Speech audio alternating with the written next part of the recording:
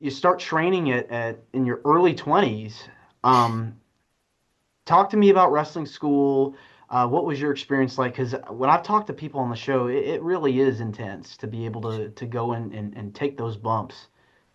Oh yeah, so my first set of training sessions were very difficult. I had done like a bit of gym and like the occasional at-home workouts during COVID. So I had like an okay cardio, but then when you get into wrestling, it's so much more. You've got to, you've got to lift people, and then you've got to run, and then you've got to jump, and you've got to at the same time sell what you're doing, or like be like, "Ow, this really hurts," and act, and you've got to think. And I was just so blown up by all of it. I had bruises all down my arm. Running the ropes is the worst for me because I wear that was bad, but I wear like quite little outfits in the ring.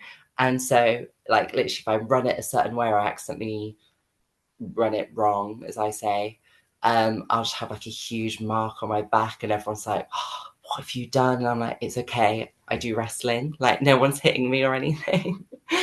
But it was so intense. And it can also be really difficult, I think, if I struggled a lot because I was such a big women's wrestling fan that they would say things like, "We're doing what Bret Hart used to do, or doing Stone Cold Steve Austin used to do this." And I'd literally look at them and go, "Huh?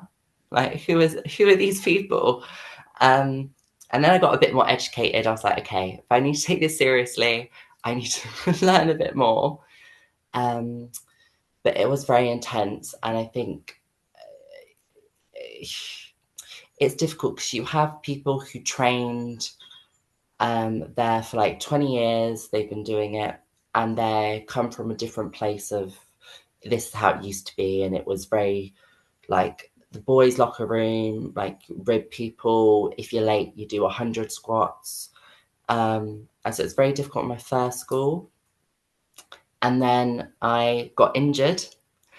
For the first time, I broke my collarbone, and then I came back, and then I moved to a different school that I'm at now, New Wave Wrestling in Wales. I went there, and it was just so different. It was so like uplifting. We want everyone to have fun, and that was the main thing for me. Like every session, it was serious. You're not there like, "Oh, let's just get the mats out and do what we want to do," which I had it a couple of sessions before. It was, "This is what we're doing, this is how we're going to do it, but we're going to keep it fun." And you're nice and you're respectful to everyone.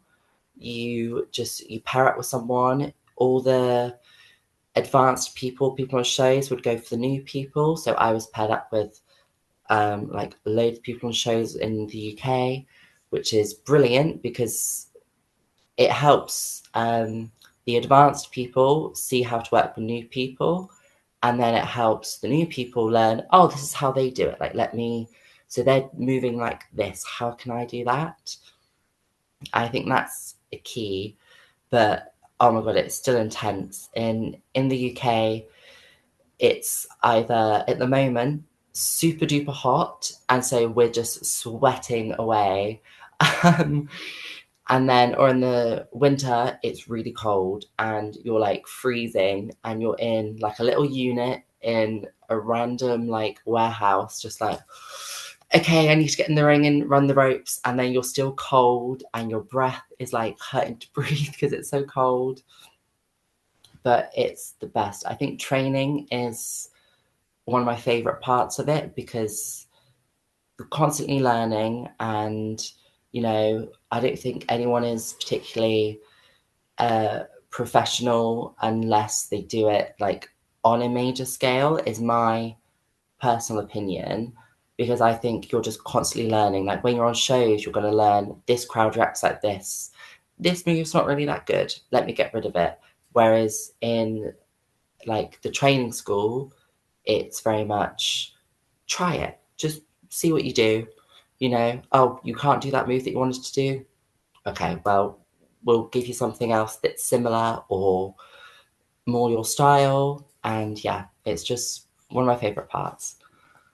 Have you gotten any pieces of advice from your trainers that you've been able to apply and are still able to apply today? Um, Definitely to have fun with everything. When I first started, I used to be really hard on myself. I was very much sort of, I can't do this anymore. Like I would just stop the session. I would go cry in my friend's car. I'd be like, I've done awful, and I wouldn't see how far I've come. And so, as they always say to me now, have fun. Oh well, you like bashed heads with someone. Like, of course you're going to do that. You're not going to be perfect throughout everything.